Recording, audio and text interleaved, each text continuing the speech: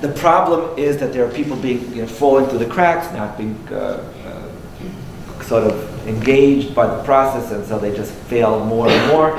So no child left behind, no one will be uneducated. So now the public schools, still using the metrics, still using the test. What's a failing school? Exactly. Right? That's different. But how do you know if they're failing? The test. Right? And what do the tests examine? What do they measure? Exactly. And that in itself is already a biased sampling, whatever. But, so my question to you is, how does critical thinking fit into the question of the aims of education? It doesn't. Huh? It doesn't. Not really. It doesn't fit. Well, it fits in some parts of it. Certain, but if you're taking a test, if you're judging a school by test score, and on a test score there's very little critical thinking. I mean, there is a little, but it's either answer A, B, or C. There isn't really a lot of room to allow teachers so to use that. It's very hard to measure. But I'm still asking. Public school. It depends on the school. Right, we're going to get to private schools in a minute. It also depends on the test. If the test is a test to measure thinking, you will get people teaching thinking. If the test is just to measure facts. It's much easier to measure fact knowledge than it is to measure thing. It's hard to construct. When you take a test and there's like one essay question, but most of the test is multiple choice, short answer. So I want to take this more fundamentally. Just work backwards. Work backwards. What's your goal? And then I'll tell you how critical thinking fits in. That's much easier. Rather than starting from the bottom and moving up, I say, what's your goal? And then I'll tell you if critical thinking fits in. So even within public schools, but primarily in private schools, a new term starts to emerge in the 80s. Successful adults. This is the ruination of learning. Sorry. Produce successful adults. Now, you need to understand that there's a context. We talk about critical thinking. This would have been an easy question to Socrates. Because a successful adult is a thinking, right? It's not somebody who can pay taxes. That's not the definition of a successful adult. It's not somebody who is employed or married, has children. That's not a definition. That can be part of, but a successful adult is what's going on up here. But that's not how we measure it in our society. We've become an increasingly materialistic society that measures success by things, by happiness. Right? That's a measure. The General Social Survey starts coming out when? You know what I'm talking about? The GSS, the General Social Survey. It's actually a survey taken every year on people's happiness and are they married, not married, living alone, all those questions. The General Social Survey starts in the 1970s. That's when it starts, yeah. But isn't successful adults just an evolution from the successful citizen that we saw 200 years ago? The idea of education to create a citizen instead of just a subject. So, yeah, go ahead. I wish. I mean, that's what in no, our state. Judy asked, just because I have the mic, so. Judy asked, isn't it just an extension of the 200 years ago idea from Clayton Christensen of the knowledgeable citizen, the informed citizen who's going to participate in the democracy? Isn't that part of the successful adulthood? Right, and then the second part of the question is, one of the things that we didn't discuss a little earlier is the progressive idea of education that took hold in the 1900s. That really isn't. It's a later slide. Okay, but that's part of the. Now, people like Sumner and Dewey, right? Right. So that's what. Yes. Also, that's another channel that's formed education that we see it the way we see it. Right, today. but it's not trick. In other words, when people look at the system, they're not looking at the theorists as much as they are looking at what actually happened. Okay. So these are historians. I admit, it's easier to present history the way it actually happened. But you are right, we're going to get to that. So successful adult really meant a comfortable living, that where you wouldn't have financial concerns, and you'd have your 2.4 children, and you'd have your 3.5 cars or whatever it is, and you would have a comfortable life. Comfort was a big goal because of the anxieties associated with the 1960s and 70s. And increasingly in our society, and I'm talking about the last 40 years, what was the route to successful adulthood? College. Ooh, very good. See that? I anticipated your, okay? So getting in, and the higher you, quote unquote, the higher college you could get into, the more your success would be likely. Which meant, if this was the goal, who would be determining what the curriculum in high school would be? Whatever the entrance requirements are for these places, that trickles down into the high schools. It's just the system. And then the competitive high schools will trickle down into the elementary schools. But it's the far end. Right? And we can talk about graduate school too. By the way, it's this domino effect that's coming under question now because of our whole economy. As I counsel my anxious seniors, what are you doing next year? I don't know. You know, I'm thinking about this. I might do this. I says, how do your parents feel about that after $200,000 in debt? No, it's a real issue. 2008 really challenged. The model was, you do well in elementary school, to get into a good high school, to get into a good college, and you'll have a good career. That really was the American dream since I was growing up in the 70s. Yes? And finally, to achieve financial independence. That's a successful adult. Right. Financial. When I said comfort, that meant independence, right? By the way, that notion of independence is itself under some psychological revision. A guy named Arnett, Jeffrey Arnett, has introduced a whole new notion called emergent adulthood. It used to be like adolescence and then college and then now you're an adult. No. Emergent adulthood, by definitions that you, sir, indicated about independence, well, adulthood comes somewhere in your 30s now. Right. So what do you call that period from 22 to 30? Working hard. Fun employment, right. But it's a very serious question because our whole economic model, the idea that, and I actually talked to my students about this a lot. I said, when I was your age, so when I was graduating college, the expectation was I would go to graduate school. Everybody I knew went to graduate school of some sort, most of it law. But the goal was to find somebody, settle down, and start a family sometime. And somebody getting married late, I'm talking about the earlier, was 27, 28. Now, no, seriously, now adulthood is when you marry and settle down, which is sometime in your 30s, which led the great sociologist of religion at Princeton, Robert Wuthnow, in a very recent book, After the Baby Boomers, he pushes emergent adulthood till 45. Wait, what's his definition? Dropping off your first child at kindergarten. And many men are dropping off their first child at the age of 45. Because they get married in their late 30s, it's still the career thing. Well, now the clock is ticking, we've got to have kids, and you drop off at age 6 in kindergarten, 5 or 6, you're 45. So so now you realize, just think about it. I want to give you in high school the skills that you're going to need by the time you're 45. That's right. All right. But I thought there was a hand up. Did you have your hand up? Oh, no, when you're just the word productivity, I think has really gone a long way to. That's a good word. Streamline, get the whole human factor out of things and get things financially productive. I think that's an excellent point. And you're doing critical thinking because you're taking a word, when I say successful, and you're saying, what does that mean? Really digging it, probing into it, how are you defining it, and that is excellent. That's exactly what we should be doing, which we don't have the time.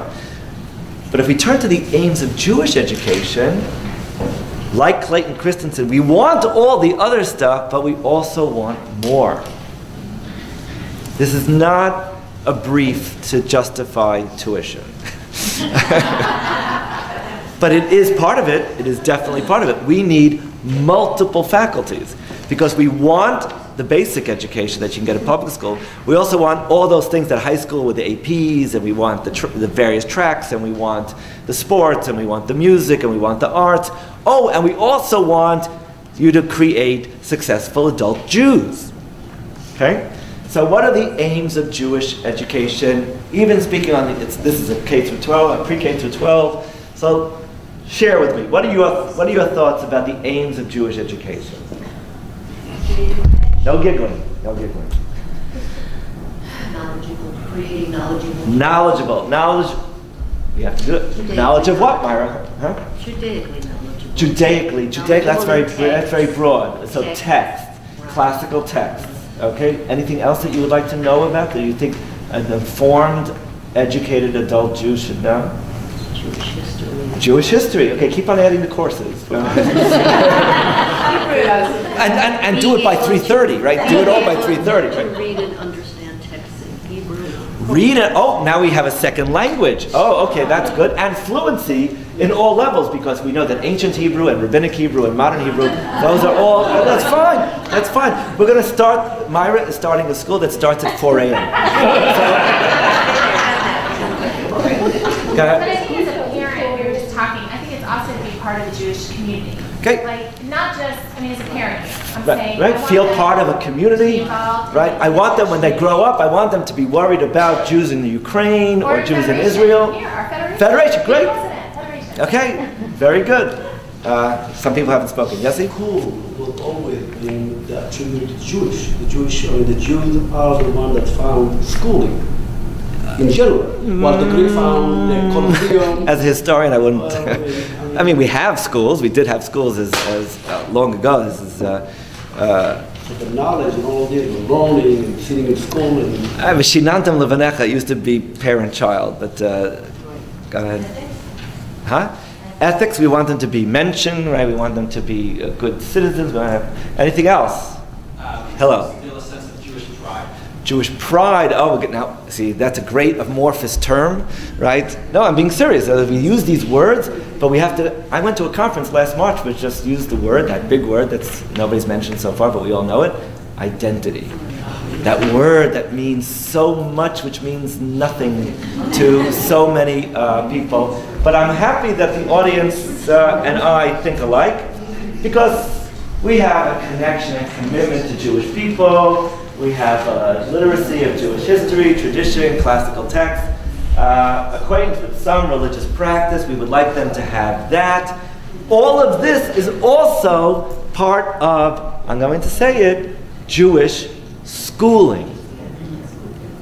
If we had a belief and confidence in lifelong Jewish education, then we might say, when you get to be older, parentheses, when you become mature enough to understand, right, then you'll do this, you'll re-engage it. But if I'm getting you, and I think it's going to stop in 8th grade, what do you do? What do you do? I mean, I know what the teachers do. It's called pulling your hair out. But when you get to, I'm being very serious. I know principals who say, if we don't mention it now and they go on to public high school, they will never hear this. Okay, Judy? So, you started the question by asking about education, going to vessel or teaching them. One of the things that I know we all feel very strong about is teaching our kids to think Jewish and what that means in terms of Jewish. But that's going to require a lot of unpacking to say, think Jewishly. What does that mean, exactly? I through my work with Avichai, the new code word throughout the Ravsak community is through a Jewish lens. I have no idea what that means. I do know 70% of Jews wear glasses, but I don't know. I don't know what it means to think Jewishly, because I could tell you, just go down my street, La Vista Road, you will get very different answers to what Jewishly means.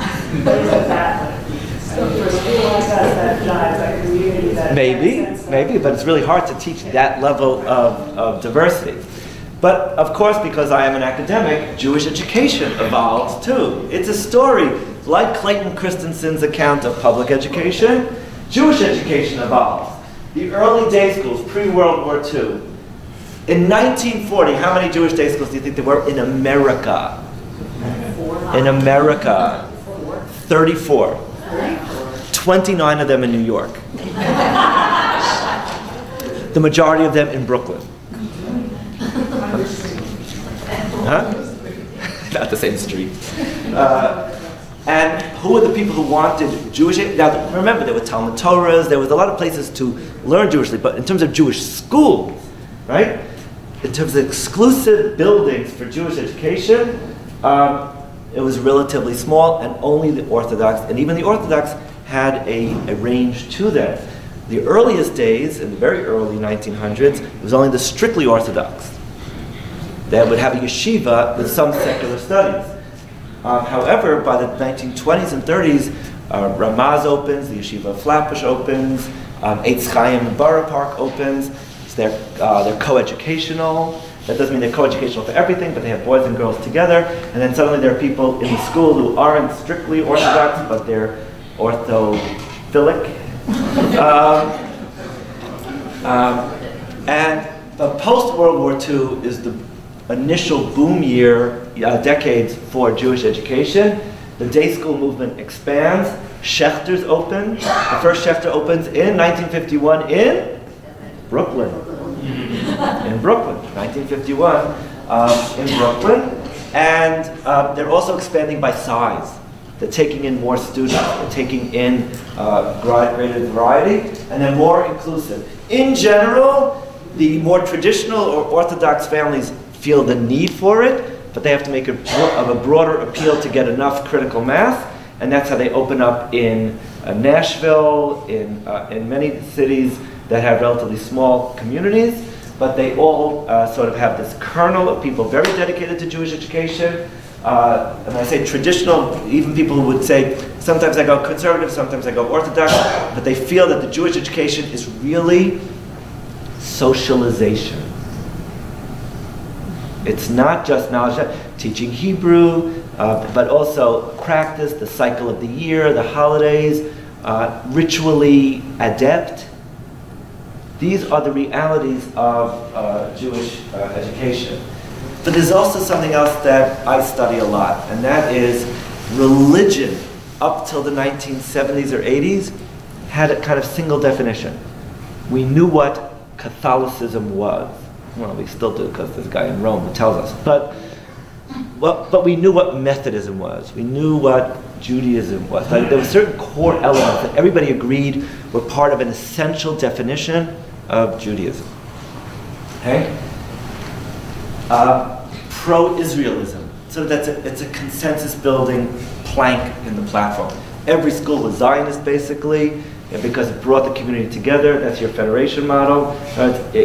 Whatever your personal practice is, but we support Israel. And so studying Zionism and knowing Hebrew for that connection to Israel became vital. But a lot of things changed in the 1990s. Denominational affiliations are down overall. The third and fourth generations are not religiously adept, but they feel a sense of Jewish pride. That was that word, pride. I think Helen used the word pride. So they want to feel part of the movement of day schools. Interestingly enough, the largest and fastest growing outside of the ultra-Orthodox community is the Ravsak network. Ravsak is a community day school network, and part of that was not to just bring everybody together, it's because people didn't want to decide. They wanted community, which meant I can do anything in this realm of the community, and I don't have to pick Schechter because I'm not a conservative Jew, or I don't want to force my children to be conservative Jews. I want them to get a generic Jewish education and choose. Personal choice becomes critical to religious self-definition. I'm talking about America, this is not Jews. Jews are simply flowing along with this. On the other hand, the Orthodox are more insular. They're making stricter rules. They're not allowing the registration of families that are not observant. So there's more insularity, even though they're growing by numbers. The non-Orthodox are driven by this idea of self-definition. However I want to be a Jew, you have to legitimate, you have to validate. Making tefillah becomes very difficult. Making a core curriculum, a common curriculum, becomes very difficult. Words like pride and identity become bigger because it just hides or masks the differences. Pluralism is becoming a very keen word. Remember 1995, 1996, the Who is a Jew, the whole conflagration, even here in Atlanta, right? we're not going to support Israel because the chief rabbinate doesn't recognize reform and conservative, all of that. But the other thing that's happening in religion in America is how I feel is more important. The affective. It's not about can you read text. It's not about can you interpret for yourself. It's do I feel Jewish? So another thing the schools have on their head, I want my kid to feel Jewish. It says, and how do you want us to do that if you tell us that they have to be out by 3:30 for ballet, and they can't come before this because of the traffic, but you don't want to turn them off because davening, they're bored, so don't do that. I mean, really, we're tying the hands of our Jewish educators, but it's really a reflection of the bigger trends in Jewish education.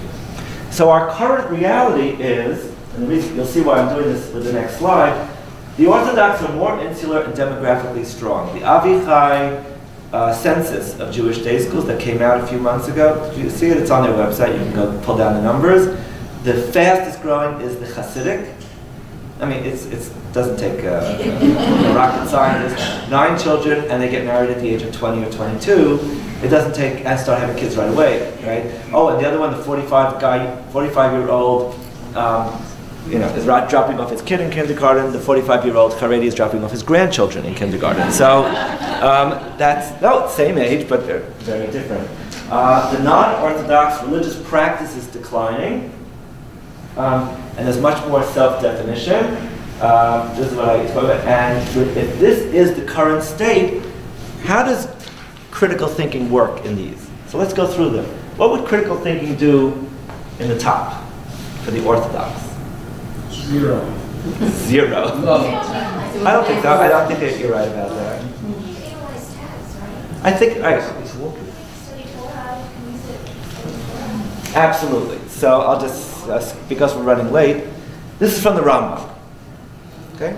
The Rambam in the laws of Talmud Torah, and he's not talking about the institutions of afternoon school. Right? He's talking about study of Torah. All right? A person is obligated to divide the study time in 3, 1/3 to the written law, 1/3 to the oral law, and 1/3 to understanding and conceptualizing the ultimate derivation of a concept from its roots, inferring one concept from another, and comparing concepts, understanding the Torah based on the principles of biblical exegesis, until one appreciates the essence of those principles and how the prohibitions and other decisions which one received, according to the oral tradition, can be derived using them. This is called Gemara. He doesn't say Baba Kama. He doesn't say that text with a lot of small words on it. To him, Gemara is critical thinking. And this is something you have to spend 1/3 of your time doing. Gemara is just a discipline that sharpens your thinking. Very interesting. He had a different conception. In Ashkenaz, this is not what happened. But for the Rambam, so I agree with you that there is critical thinking within orthodoxy without a doubt. But not in the way they met. Correct. So it won't have the normative. So it goes back to the medieval and the Greek notions of critical thinking, right? Which is fine. So they don't have their life with critical thinking, but that part, not everyone is critical thinking. correct. I think so. I agree with that. And I just would point out one of the first Eli talks. It was actually taped here. Rabbi Broid, learning law young. What happens when elementary schools teach law, Jewish law? That it's actually all about critical thinking. So teaching Gemara, Mishnah and Gemara was a way that I remember I was visiting friends of mine at Harvard Law School. When I was in graduate school, I went for Shabbat, and I went to Hillel for Friday night dinner, and who was speaking after dinner? Alan Dershowitz. It was just, I didn't know that. I just had to pick the date, and he was speaking. And one of the things he spoke about is that Harvard Law School, they see Yeshiva Bacher, he's in. But they don't have to teach that person legal thinking. They just know how to, they've trained in legal things. If you want to watch it, it's about a 15-minute Eli talk, elitalks.org. I gave you the website. Listen to it. He actually talks about training people to think critically and using Gemara as a way of doing that. So my basic point, because I know I'm running out of time, that the role of critical thinking could be different for different sectors. So I think the ultra-Orthodox, fundamentally their education is more transmissive. It's the, pour in. When will you get old enough to think for yourself? Sometime in your 30s or 40s. No, because until then, you need to be mentored, you need to be apprenticed, you need to be listening to the people who know more than you. But you're still developing critical thinking in that rigorous sort of curriculum. I'm going to come back to that in a second. Community pluralistic, so critical thinking now has a different role. Because if you hold that the point of a Jewish education is to make enable the graduate to choose critically from among the Jewish traditions that she or he wants to observe, so then you have to say, based on what? It can't be, today I'd like to do this. You want to develop a sense of responsible choice, what in Reform we call personal autonomy, but it's not personal choice, it's personal autonomy. It becomes a law for me. But it's based on rational choice. It's not just what my mood is. And that's hard because the general tenor in America is the affective. It's what I feel like doing. And the pluralistic schools, Michael Kay, who's the head of the Schechter School in Westchester, used to teach down here at the Weber School. He wrote his PhD at NYU on varied definitions of pluralism. Very interesting dissertation. When you run a pluralistic school, you have to you have this juggling act that you have to do to teach them enough, but also the tools by which they will choose, hopefully well. The modern Orthodox, I think critical thinking runs in the most complicated way. Why? Because they want to be in both worlds fully. They want to be members of a complete Jewish halachic life, according to the tradition, but also part of the secular world, and its canons, its assumptions, etc. Integrating those is a very difficult thing. Rabbi New would always tell me, Yossi New would tell me, he thought the hardest Jew to be today would be a modern Orthodox Jew. It's much easier to just say no to one side, it's much easier to say no to another side, right? But if you want to live both fully, he thought that was the hardest. And here's what a new term, the critical consumption of Western ideas and culture. We don't have to say, there was a time where modern Orthodox could say, what's going on in the universities, I want my kids to know, I want them to learn the great ideas of Plato and Aristotle and Machiavelli. I didn't mention him, he was a great critical thinker about politics. But today, I want them to be much more critical. I don't want them to just accept everything Western as automatically true and valid and worthwhile. I want them to be critical consumers of pop culture. I want them to think about, is this law good? Is this policy good? And not have a knee-jerk response that whatever's going on outside must be brought into the modern Orthodox world. So we're not scared of literature, we're not scared of other Jewish views, but that doesn't mean that it's all about instant legitimacy, nor is it about what I call a deference to whatever is going on outside. So that's hard, because developmentally, elementary school for sure, not even high school, not every kid is ready to sort of stand on the balcony and look down and say, there are these two lifestyle choices, which one, like, what is the basis of this one? There's a lot of things going on in the high school, head and heart and mind and other parts of the body. No, it's reality. And when they're going through that, to then say, it's so easy in the modern world to say, I don't believe that. When it really means, I don't want to get up early. Right? But it's so much easier to say, I don't believe in that. Because if you say, I don't want to get up, you're lazy. If you say, I don't believe in that, oh, we respect it.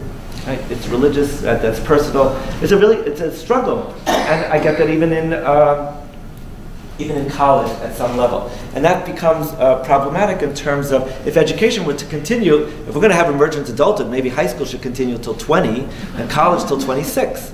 All right? And I'm being serious now, actually, thinking about different methods. A lot of tuition. A lot of tuition.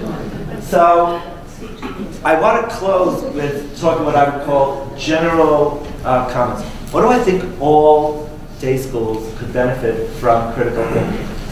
I do think that if you just passively absorb texts, they're outside of you. If you critically engage them, you begin to own them. Now that takes a lot longer, it's much harder, it's much more individualized. But if you sit down and slow down the process and not say, do this, but like, we're going to study what is. When we call tefillah, we're not just going to say, go through the motions. This is not a dance lesson. Stand up, sit down, bow down, stand up, sit down, bow down. No, this is not choreography. This is a sort of a deep connection with a side of you that is not yet fully developed, but you have to learn the tools in order to do that. And part of that is bi'or tefillah, understanding what the words mean. Now, it's not easy, and you may just want to take a small section.